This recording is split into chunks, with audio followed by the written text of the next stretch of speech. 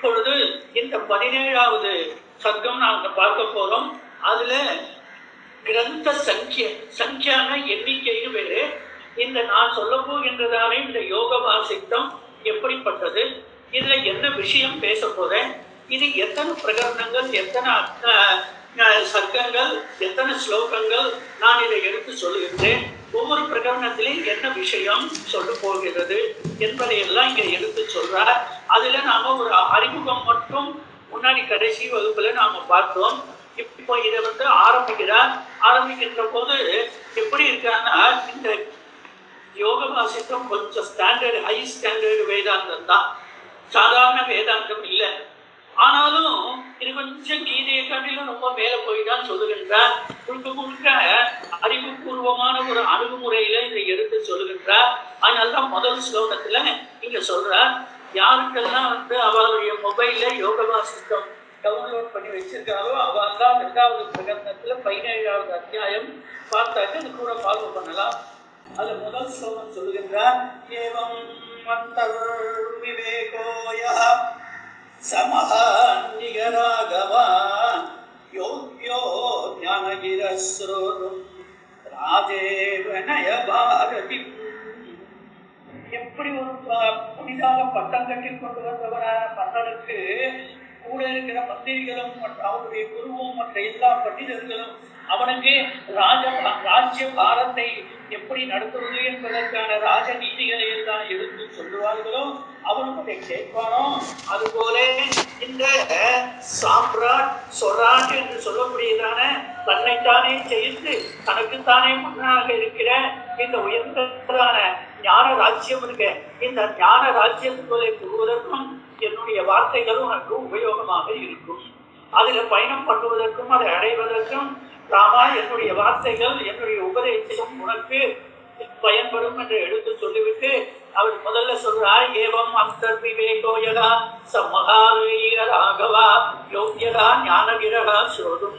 நான் இப்பொழுது சொல்ல போகின்றதான ஞானகிரகா, ஞானம் தன்னை பற்றியதான ஆத்ம தத்துவ விஞ்ஞானம், அந்த கிரகான வாக்கு நான் இப்பொழுது சொல்ல போகின்றதான இந்த யோக வாசித்தத்தை கேட்பதற்கு யாருக்கு தகுதி இருக்கு தெரியுமா? அதாவது யாருக்கு தகுதி என்றால் யார் சரியாக அதை மனதில் வாங்கி கொண்டு புரிந்து கொள்ள முடியும், புரிந்து கொண்டதை நடைமுறைப்படுத்த முடியும் என்பதற்காக சொல்லுகிறார். யதா அந்தர் விவேகா, விவேகா அவன் எவனுடைய சித்தத்திலே நித்தியானத்திய வஸ்து விவேகமானது பூர்ணமாக புரிகொண்டிருக்கும் அவனுக்கே இது கொஞ்சம் முழுமையாக பயன் தரும் என்பதற்காக எடுத்து சொன்னார். அடுத்த போல சொன்னார் 3வது ஸ்லோகத்துல, இது எப்படிப்பட்டது தெரியுமா? ராமாயனுடைய உபதேசம் மனோமோகரம் வஜ்யம் வஜ்யமானம் இதம் ஸ்ருணு கேட்டுக்கொண்டே இருக்கிறான். இருந்தாலும் இப்ப 16 அத்தியாயங்கள்ல சொல்ல வேண்டிய விஷயங்கள் எல்லாம் சுருக்கமாக சொல்லியாச்சு. இப்ப சொல்றான், இனிமேல் தான் இப்ப நான் இதுவரையில் உனக்கு சொல்லப்பட்ட விஷயங்கள் எல்லாவற்றையும் இன்னும் விரிவாக நான் உனக்கு எடுத்து சொல்ல போகின்றேன். அதாவது உனக்கு சுருக்கமா தியரி சொல்லியாச்சு, இதனுடைய பிராக்டிக்கல் கவுண்டர் பார்ட் இருக்க அது 3வது பிரகரணத்திலிருந்து தான் ஆரம்பிக்கிறது என்பதற்காக எடுத்து சொல்கிறார். இதம் ஸ்ரோதும், இது எப்படி இருக்கு? இதம் நீ இதை ஸ்ருணு கேட்பாயாக ராமா, எது பட்சியமானம் என்னுடையதான இந்த உபதேசத்தை கேள். இது எப்படிப்பட்டது? வாக்கியம். வாக்கியம் என்றாலே அர்த்த பூர்த்தியோடு கூடியிருப்பது வாக்கியம். இது வச்சனம் இல்லை, நாடகத்தில் எழுதி கொடுத்து பேசுகின்ற வச்சனம் இல்லை, இது வாக்கியம். அர்த்த பூர்த்தியோடு கூடியிருக்கின்றதான இந்த உபதேசத்தை கேட்பாயாக. இது கேட்பதனால் என்ன பயன்? மனோ மோகரம், உன் மனதில் இருக்கின்றதான எந்த மோகம் இருக்கோ, எந்த அறியாமை இருக்கோ, அஜானம் இருக்கோ, சோக மோகங்கள் இருக்கோ, இவை எல்லாவற்றையும் இது கேவல சிரவண மாத்திரத்தினாலே நீக்கிவிடும். ஆகையினால் சத்தையாக கேள்வி என்று சொல்கிறார். மனோமுகரம் பட்சம் பட்சியமானம் இதம் ஸ்ருணு. சரி, இதை கேட்டாலும் எனக்கு பலன் கிடைச்சிடும் சொல்றேனே, மோகமெல்லாம் போயிடும் சொல்றேனே, இந்த மோகங்கள் போயிட்டு துக்கம் போய்விட்டது என்றால் என்ன கிடைக்கும் என்றால் 4வது ஸ்லோகத்தில் சொல்லுகிறார், முக்தையே சாயத்தே சப்தோ தஸ்ஸரிதம் ஸ்ரோதும் முத்யமா.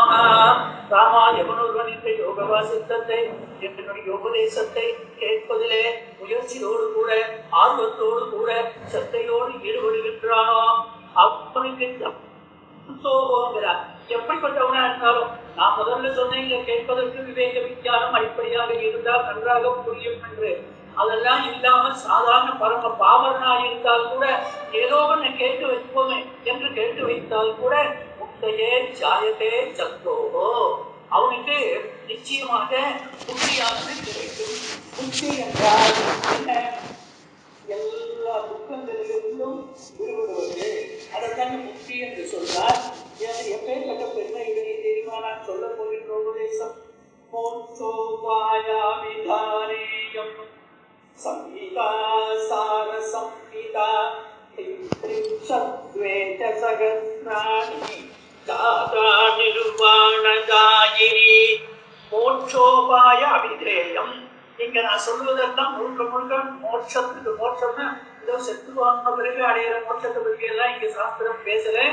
இங்க இருக்கின்ற போதே இவன் எல்லா பந்தங்களிலிருந்தும் சுகத்திலிருந்தும் துக்கத்திலிருந்தும் நான் கட்டுப்பட்டு இருக்கின்றேன் என்பதான அவன் எல்லா கப்பிலிருந்தும் விடுபட்டு இந்த பொய்யான நான்களிலிருந்து விலகி நிஜமான நானிலே நான் நானாகி நிற்கிறதுதான் மோட்சம்.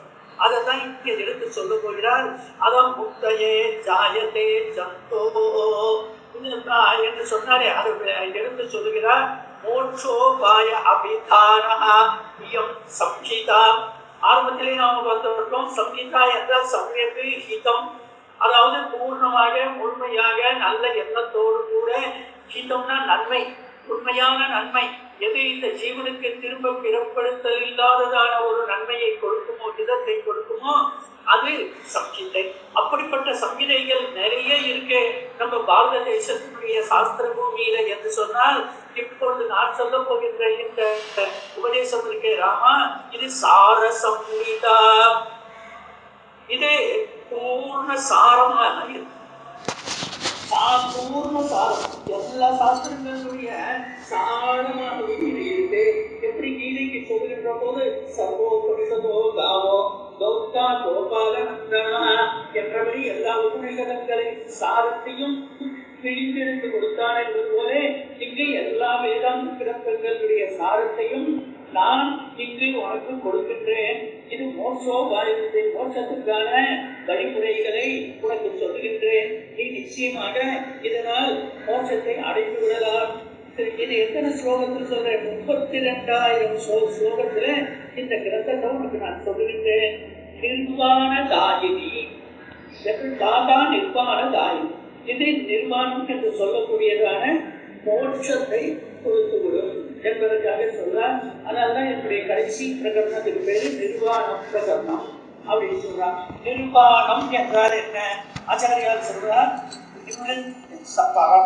சந்தோஷமான பரமானந்தமான நிலை இருக்க அந்த ஆனந்தோ ஜானாது என்றபடி எந்த அந்த ஆனந்த சுரூபமாகவே கலப்படமில்லாத ஆனந்த சுரூபமாக இருக்கிற தன்னுடைய சொந்த சுரூபமான அந்த பிரம்மஸ்வரூபம் இருக்க, அந்த சுரூபத்தை உணர்ந்து அறிந்து அனுபவித்து அதிலேயே நின்று அதுவாக ஆகி நிற்பது இருக்க, அதுதான் நிர்வாணம் என்று சொல்றார்.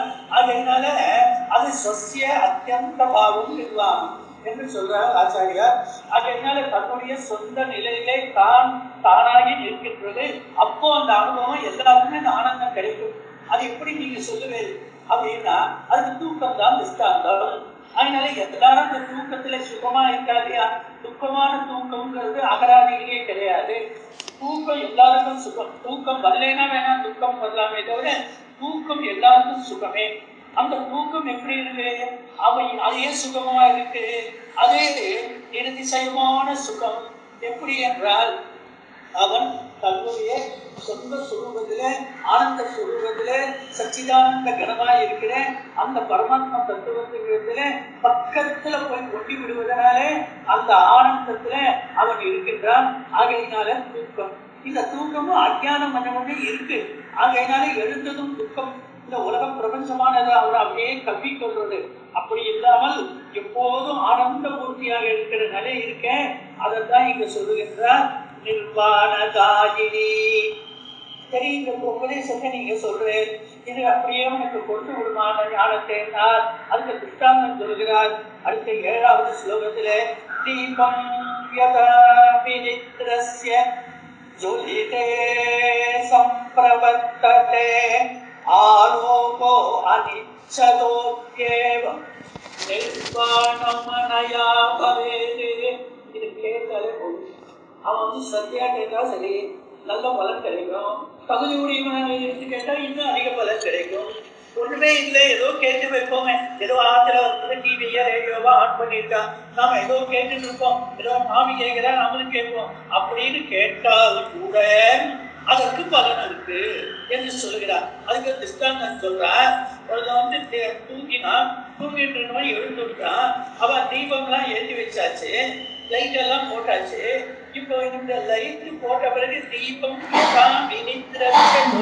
சம்பிரவர்த்ததே, அந்த தீபமானது போடப்பட்ட சுவிட்ச் போட்டாச்சு, எல்லா லைட்டும் எரியறதுன்னா அந்த தீபத்தினுடைய அந்த லைட்டினுடைய வெளிச்சம் எல்லாம் இவன் விரும்பாவிட்டாலும் இவனுடைய விவகாரங்களுக்கு அது எப்படி பயன்படுகிறதோ, யாருக்கு தூக்கத்திலிருந்து விழிச்சுட்டவனுக்கு. ஆகையினாலே கொஞ்சமான நாம விழிச்சுக்கணும். விழிச்சுட்டால்தான் இந்த வேதாந்த உபதேசமானது நமக்கு வரும். பூர்வமா விழிச்சுட்டா அது பலன் கிடைக்கும். அதுதான் நிர்வாணம். அதுக்காக இங்க சொல்லுகிறார், அந்த தீபம் அதெல்லாம் எதிர்பார்க்க போறது இல்லை. அவன் வந்து நம்ம சரியானபடி பயன்படுத்துறானா அப்படின்னு அவன் பார்க்க போறது இல்லை. அவன் உட்கார்ந்து கீதை படிக்கிறானா இல்ல ஊர்வம்பு படிக்கிறானா என்பதை எல்லாம் அந்த லைட்டு பார்க்க போறது இல்லை. ஆனாலும் அந்த தீபத்துடைய பிரகாசம் இருக்கு. அந்த தீபத்துடைய பிரகாசம் விரும்பினாலும் விரும்பாட்டாலும் அவனுக்கு காரியங்களை செய்வதற்கு அது ஒரு ஆரோக்கியம் வெளிச்சத்தை கொடுக்கிறது இல்லையா? அதுபோல யாருக்கும் இந்த நான் சொல்லக்கூடியதான இந்த உபதேசம் உனக்கு நன்மையை தரும் என்று சொல்றார். அதற்கு ராமன் கேட்டான், சரி எனக்கு சரியானபடி குரு கிடைச்சா கேட்கலாம், குரு கிடைக்கல, ஆனா அவனுக்கு புத்தகம் கிடைச்சிருக்கு, அதெல்லாம் எப்படி பண்ணலாம்னா அதுக்காக அந்த சாதனங்களை எடுத்து சொல்றார். 8வது ஸ்லோகத்துல ஸ்வயம் ஞாபா சுதாவாமி பிராந்தி சாந்தியைக சௌக்கியதா ஆப்ரேக்ஷ்ய வர்ணிதா சத்யோ யதா சொர்க்கதரங்கினி.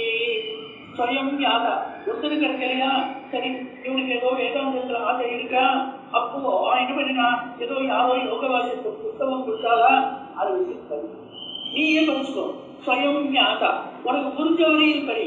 இன்னைக்கு புரியுறது நாளைக்கு புரியாம இருக்கலாம், இன்னைக்கு புரியாமல் இருக்கிறது நாளைக்கு புரியலாம். நம்முடைய வளர்ச்சி நிலையை பொறுத்து நமக்கு சில விஷயங்கள் புரியும், சில விஷயங்கள் புரியாமல் இருக்கலாம். ஆனாலும் நீ இதுல ஈடுபட்டு விடு. ஸ்வயம் ஞாதா இவனே படித்து தெரிஞ்சுக்கலாம். சரி அப்படி இல்லையா, சுதாவாமி யாராலும் சொல்றதுக்கு கிடைச்சாலா கேது. இப்படி தானே படித்தாலும் யாரோ ஒரு குருமுகமாக அதை பாடமாக சொல்லி கேட்டாலும் பிராந்தி சாத்தியைக சௌக்கியம். அது எப்படி நான் பிராந்தி சித்தத்தில் இருக்கின்றதான எல்லா அஜ்ஞான பிராந்திகளையும் பிரமங்களையும் குழப்பங்களையும் போகங்களையும் அது நீக்கி அது பரம சௌக்கியத்தை கொடுக்கும். நெஞ்சில் இருக்கிற குழப்பம்லாம் போயிடுச்சுன்னா, சௌகமாக போயிடுச்சுன்னா சாந்தம், சாந்தம் தான் சுகம், அந்த சௌக்கியம் அவனுக்கு கிடைக்கிறது. எப்படின்னா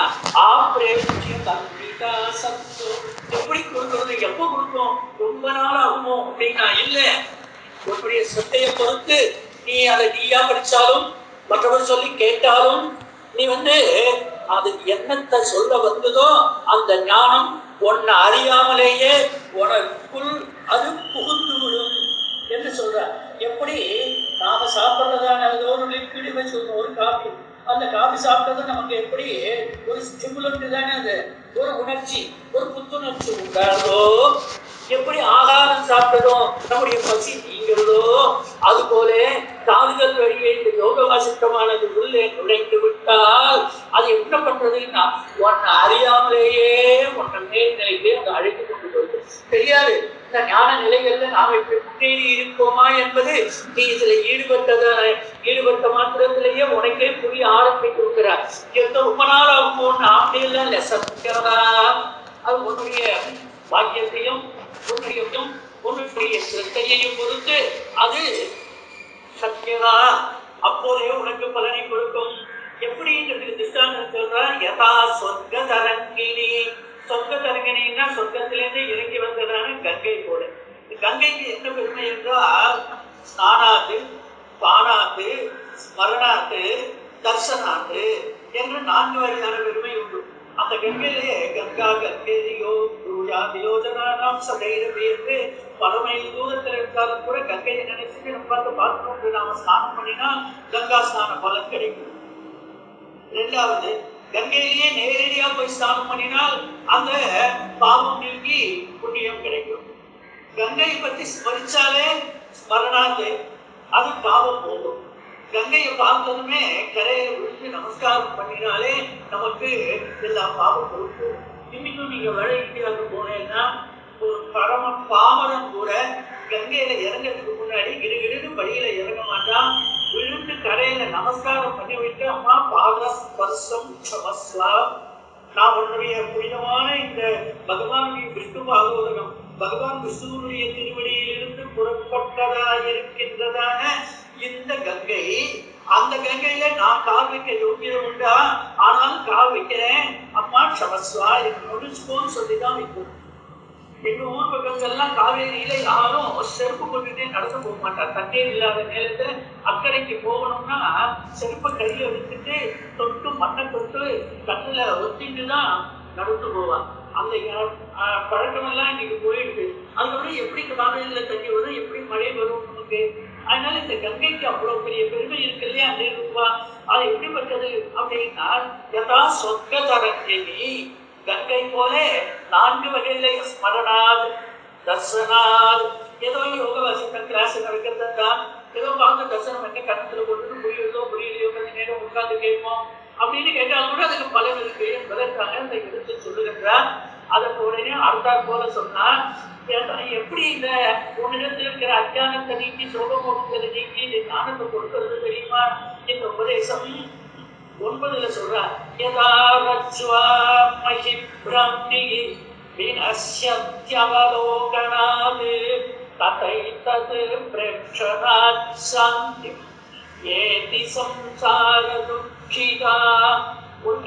அரவர வெளிச்சம் அங்க ஒரு கயிறை பார்த்தான். அந்த கயிறை பார்த்து விட்டு இது பாம்போன்னு நினைச்சு பயந்து போயிட்டான். பயந்து அவனுக்கு உடம்பெல்லாம் வேர்க்க விறுவிறுத்து நடுக்கிக் கொண்டு இருக்கிற போது யாரோ ஒருத்தர் வந்து ஏன் இப்படி பயந்துட்டு இருக்கிறேன் அப்படின்னு கேட்கவும், ஐயோ ஒரு பாம்பு பெரிய பாம்பு என்று சொல்ல, அழைக்கிறது பாம்பு இல்லை கயிறு தான் சொல்லி கையில் இருக்கிற கால்சிலை எடுத்து காண்பிச்சு அதுவா நீ பொய்யா நினைச்சு பயந்துட்டு இருக்க அப்படின்னு காண்பிக்கிறார். 2 காரியம் நடக்கிறது இருக்கு. அந்த பொய்யான பாம்பை கயிற்றுல பார்த்து பயந்து நடுங்கிட்டு இருந்தவனுக்கு தன் கையில இருந்த கால்சிலையினால வெளிச்சத்தையும் காண்பிச்சு வாக்குனாலையும் உபதேசம் பண்ணி இது பாம்பு இல்லை கயிறுதான்னு சொன்னாரு. அதுபோல இந்த யோக வாசித்தமானது, என்னுடைய இந்த உபதேசமானது சம்சார துக்கிதா, இந்த சம்சார பிரபஞ்சத்துல ஈடுபட்டு கொண்டு அவன் மயங்கி கிடக்கின்றான சோகமோகங்களுக்கு ஆட்பட்டு அது எல்லாவற்றையும் இந்த யோக வாசித்தம் என்பதான உபதேசமானது வெளிச்சத்தை காண்பிச்சு கொடுத்து உபதேசத்தையும் கொடுத்து காதுகள் வழியை உள்ள இறக்கி அது உடனேயே அவனுக்கு ஞானத்தை கொடுக்கிறது. அதான் சத்தியகாலம் என்பதற்கு இங்க வியாக்கியானம் பண்ணுகிறார் அடுத்த ஸ்லோகத்துல. ததா ஏதது பிரேட்சனாது சாந்திமேதி, உடனே அவனுக்கு பரம சாந்த நிலையானது கிடைக்கிறது. ராமா, நான் எவ்வளவு உனக்கு புரியணுங்கிறதுக்காக நீ பாலகன் என்பதற்காக, ராமன் பாலகன் இல்ல, எதற்காக இந்த 12 வயசுலயே அவன் கேட்டான்.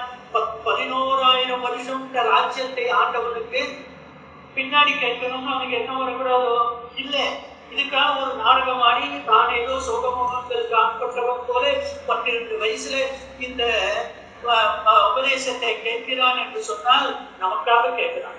நாமெல்லாம் எப்படி இருக்கோம்? ஞானத்துல பாலர்களா இருக்கும், அஜானத்துல புத்தர்களாக இருக்கும். ஆகையினாலே ஞானபுத்தரான வசித்திற்கு அஜானத்துல இருப்பது போல ஒரு பாசாங்கு வட்டி கொண்டு ராமன் பாலர்களா இருக்கிற ஞானத்துல நாம் எல்லாரும் பாலர்கள் தானே. அதனால ஞானத்துல பாலர்களா இருக்கிறவர்களும் கேட்கிறோம். வசித்தே நான் சொல்றேன்னு தப்பா நினைச்சுக்காதீங்களோ, குழந்தைகளுக்கு புரியுற மாதிரி.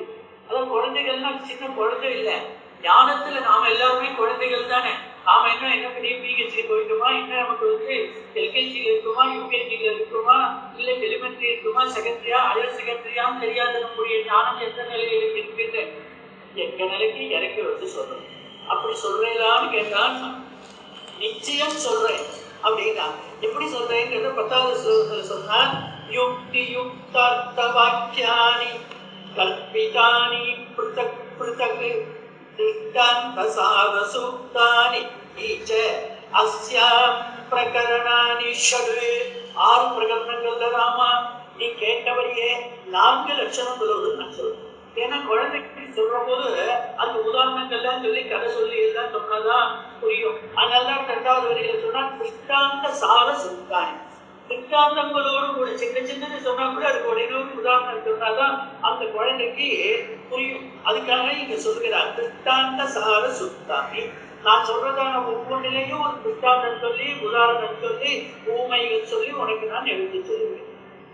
அதோட மட்டும் யுக்தி யுக்தினாக்கா நியாயம் வாதத்துக்கு ஒத்துக்கணும், லாஜிக்கு ஒத்துக்கிற மாதிரி இருக்கும். அதை எப்படி எல்லாம் சொன்னா இந்த குழந்தைக்கு புரியுமோ அப்படி குழந்தைக்கு புரியுற மாதிரியான குழந்தைக்குரியதான லாங்குவேஜ்ல சொல்லணும். சொல்ற விஷயமோ ரொம்ப பெருசு, சொல்றவரோ ரொம்ப பெரியவர். வயோவிருத்தகா, ஞான விருத்தகா, சீல விருத்தகா என்று எல்லா வகையிலையும் பெரியவராய் இருக்கிறதான மனுத்துவங்கி அந்த வம்சத்திலேயே குலகுருவா இருக்கின்றவர், பிரம்மாவுடைய மானசபுத்திரரா இருக்கின்றவர். இவரிடமிருந்துதான் வேதாந்த பரம்பரையே ஆரம்பிச்சு வந்திருக்கு. ஏனென்று கேட்டால் முதல் நாள் பார்த்தது போது நாராயணனுடைய குமாரர் பிரம்மா, பிரம்மாவோட குமாரர் வசித்தர், வசித்தரோட குமாரர் சக்தி, சக்தியினுடைய குமாரர் பராசரர், பராசருடைய குமாரர் வியாசர், வியாசருடைய குமாரர் சுராச்சாரியார், சுராச்சாரியாருடைய குமாரர் கௌரபாதர், கௌரபாதரிடத்துல சிஷ்யரா வந்தவர் கோவிந்த பகவத் பாதர், அவரிடத்துல வந்தவர் தான் ஆதிசங்கர பகவத் பாதர். இப்படி இந்த பரம்பரை வருகிறது இல்லையா, இது எல்லாத்துக்கும் ஆதி குரு யாரு? வசித்தர். ஆகையினால வசித்தர் அவ்வளவு பெரியவர். இவ்வளவு கீழே இறங்கி வந்து ஞான புத்தரா இருக்கிற அவர் ஞானத்துல பாலனா இருக்கிறார். அவருக்கு சொல்லணுங்கிறதுக்காக தான் பாலனாக இங்க இருந்து இந்த ஒரு நாடகத்தை நடித்து பகவான் அந்த உபதேசத்தை அவரிடமிருந்து வாங்குகிறார். அதுதான் இதனுடைய பெருமை. யுக்தி. 2வது யுக்தார்த்த வாக்கியானி. இந்த யுக்தியினாலே தான் சொல்லுகின்றதான இந்த என்ன ஒரு லாஜிக்கு சொன்னேனோ அந்த லாஜிக் எது வந்து ஒரு வேதாந்தத்துக்கு என்ன ஒரு பெருமைன்னா அப்ளைடு நியாயா இஸ் வேதாந்தா. மேத்தமேட்டிக்ஸ்ல அப்ளைடு மேத்தமேட்டிக்ஸ் இருக்கு, அப்ளைடு பிசிக்ஸ் இருக்கு. அதுபோல இந்த அப்ளைடு நியாயான லாஜிக் தர்க்கம் இந்த வாழ்க்கையில அப்ளை பண்ணிப்பாங்க. அப்ளை பண்ணினா அதுதான் வேதாந்தம். அதுதான் யுக்தார்த்த வாக்கியானி. அந்த யுக்தியினாலே சொல்லக்கூடியதான எந்தெந்த அர்த்தங்கள் உண்டோ, என்னென்ன விஷயங்கள் உண்டோ அவற்றையெல்லாம் பூர்ணமாக நான் வாக்கியத்துல எடுத்து சொல்றேன். ஏதோ போற ஏதோ 2 வார்த்தையில சொல்லிவிட்டு நான் வசனமா சொல்லிவிட்டு போகின்றவன் இல்லை. அதோடு மட்டுமல்ல கல்பிதானி புத்தக் புத்தகு. அங்கங்க அந்தந்த பிரகடனத்துல அந்தந்த சர்க்கங்கள்ல அந்தந்த ஸ்லோகங்கள்ல தனித்தனியா ஒவ்வொன்றிலையும் ஒரு மெசேஜ். ஒவ்வொரு வார்த்தையிலையும், ஒவ்வொரு ஸ்லோகத்திலையும், ஒவ்வொரு சர்க்கத்திலையும், ஒவ்வொரு பிரகடனத்திலையும் ஒரு மெசேஜ் நீ அதுல பார்க்கலாம். சின்ன ஸ்லோகமா இருந்தா கூட அதுல ஒரு மெசேஜ். அந்த மெசேஜ ஒரு புத்தாந்தத்தோடு சொல்லும் போதுதான் நம்ம மனசுல இன்னும் இறக்கும். குழந்தைக்கு எப்படி இறங்குமோ அது போல கேட்டுக்காக சொல்றார். கல்பிதானி புத்தகம் புத்தக தனித்தனியே நான் எடுத்து சொல்லிட்டு அப்புறம் திருஷ்டாந்த சார சுத்தானி அஸ்யாம் பிரகரணானி ஷடு. இப்படி 6 பிரகரணங்கள்ல இதை நான் உனக்கு எடுத்து சொல்லுகின்றேன் என்று சொல்றார். இதுல முதல் பிரகரணம், இதற்கு பேரு வைராக்கிய பிரகரணம். இது நாம பார்த்துட்டோம். இது மொத்தம் 33 அத்தியாயங்கள் உடையது, 1500 ஸ்லோகங்கள். யாரும் குறிச்சுக்கணும்னாலும் குறிச்சுக்கலாம். இந்த வைராக்கிய பிரகரணம் இது 1500 ஸ்லோகங்கள், 33 சர்க்கங்கள் உடையது. இதுல என்ன பேரு? ஏன் வைராக்கியம்? விராகோ வர்த்ததே ஏன சைகே சைகேனேவ மருதர்கோ. அங்க கூட ஒரு புத்தகம் சொல்றாரு. ஒரு பெரிய பாலைவனம், அந்த பாலைவனத்துல தண்ணிங்கிறது வாசனைக்கு கூட கிடையாது. அப்பேற்பட்ட அந்த பாலைவனத்துல திடீர்னு ஒரு மரம் வந்து பச்சை பசேல் என்று பசுமையாக முளைச்சு துளித்து வளர்ந்தால் எப்படியோ அது போல லோக விஷயங்கள் விஷயங்கள்ல மண்டி மண்டி விழுந்து கொண்டிருக்கின்றதான பரம பாமரத்துல கூட இந்த வைராக்கிய பிரகரணத்தினுடையதான ராமனுடைய கேள்வியா இருக்கிற, ராமனுடைய அனுபவமாகிற, ராமனுடைய உலகத்தின் பார்வையாகிற 20 அத்தியாயங்களையும் தொடர்ந்து வர கேள்விகளையும் கேட்டாலே போதும் விராகா வர்த்ததே, அவனிடத்துல நிச்சயம் வைராக்கியப்படும். பாலைவனத்துல துளிர்த்த மரம் போல அப்படிப்பட்ட நெஞ்சில கூட வைராக்கியம் வரும். வைராக்கியமே வராமல் உலக விஷயங்கள்லேயே மண்டி இருக்கின்றவர்கள் கூட இந்த முதல் பிரகரணத்தை கேட்டால் வைராக்கியம் வரும்.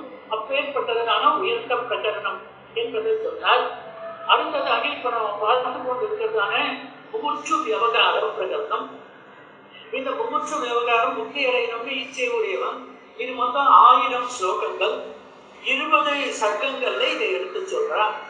எனக்கு என்ன இந்த விஷயம்னு சொல்றா, ஸ்வபாவோகி முமுட்சூனாம் நராணாம் யத்ர வர்ண்யதே. இங்க என்ன சொல்லப்படுகிறதுன்னா, முமுட்சூனாம் சுபாவகாகி யத்ர வர்ண்யதே. அதனால முமுட்சுக்களுடைய சுபாவம், சுபாவம்னா என்ன, சொஸ்ய பாவகா சுபாவகா, முக்தி அடையணும்னு நாட்டம் கொண்டவன் எதெல்லாம் கடைபிடிக்கும், எப்படி பண்ணணும், எதை செய்யணும், அதுதான் இங்க முழுக்க பேசுறார். வேற உலகாயுதமான விஷயங்கள் கொஞ்சம் கூட இந்த பிரகடனத்துல கிடையாது. இதை நாம 16 அத்தியாயங்கள்ல பார்த்து விட்டோம். இன்னும் 20ல நாம இப்ப 17 பார்த்துட்டு இருக்கோம். 3 அத்தியாயங்கள்ல இதனுடைய பெருமையை சொல்லி அதை பூர்த்தி பண்ண போகிறார். அப்பேற்பட்டதான சுபாவோகி முமுட்சூனாம் நராணாம் யத்ர வர்ண்யதே என்று முக்தி அடையணும்னு இச்சை கொண்டவனான சாதகன் எப்படி வாழ்கிறான், எப்படி வாழ வேண்டும், என்னென்ன சாதனங்களை கடைபிடிக்க வேண்டும், அவற்றை எப்படி கடைபிடிக்க வேண்டும், ஏன் கடைபிடிக்க வேண்டும், கடைபிடித்தால் என்ன பலன் கிடைக்கும் என்பதெல்லாம் எடுத்து சொல்லுகின்றதான பிரகடனம் முமுட்சு விவகார பிரகடனம். அடுத்தது 3வது உற்பத்தி பிரகரணம். இதுக்கு அடுத்த போல நாம் அதை தான் பார்க்க போறோம். என்ன உற்பத்தின்னா என்ன, இதை தோன்றுறதுன்னு அர்த்தம். எவல்யூஷன் வச்சுக்கோங்க, எப்படி வேணாலும் வச்சுக்கோங்க. எப்படின்னா இந்த ஜகத்து இருக்கு, இந்த உலகம் இருக்கு, அதை நாம பார்க்கிறோம் இல்லையா, அந்த உலகமானது உண்டாச்சு, இது எப்படி இருக்கு என்பதான இதை பற்றி எடுத்து சொல்றது. இது மொத்தம் 7000 ஸ்லோகங்கள், 7000 ஸ்லோகங்கள். இதுல 122 சர்க்கங்கள். இதுல பல விஷயங்கள் எடுத்து சொல்றா. நாம் அதுல ஒரு சில அற்புதமான சரித்திரங்கள், கதைகள் எல்லாம் எடுத்து சொல்றார் நமக்கு.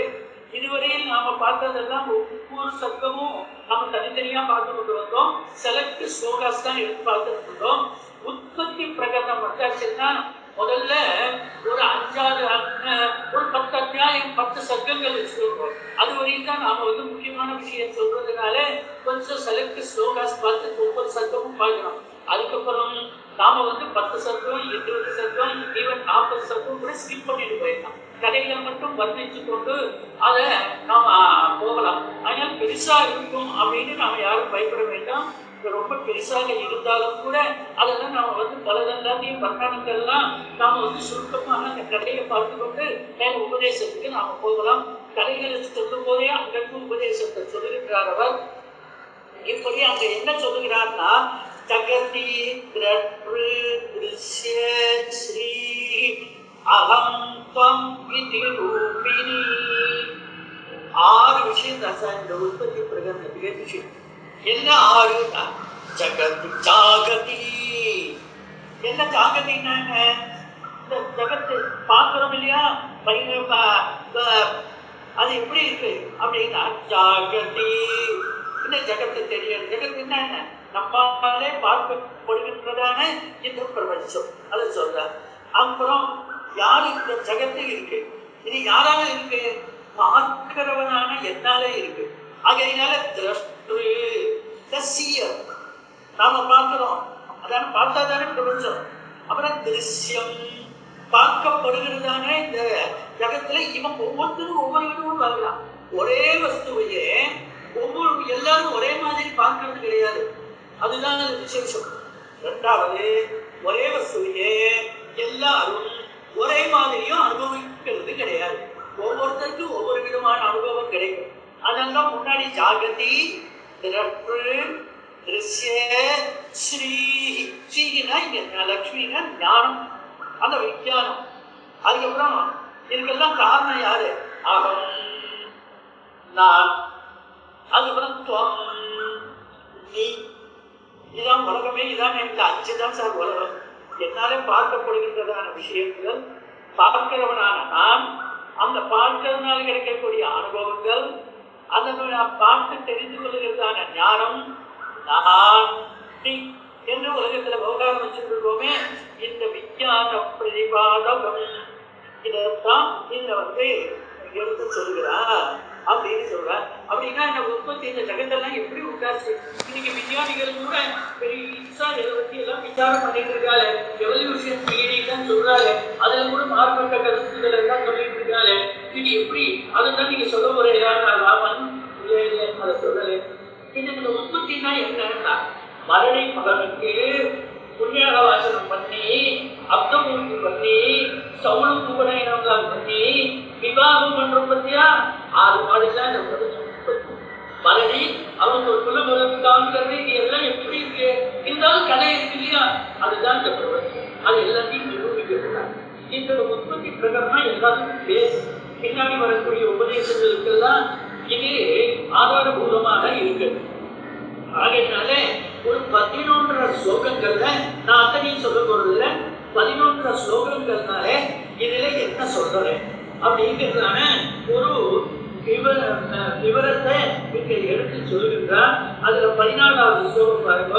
அனுஸ்வன்னைவ உத்தி தேவாம் யத்ரேதி பரிவர்ண்யதே யஸ்மின் ஸ்ருதே ஜகதிகம் ஸ்ரோதாந்த பப்யதே அகிலம்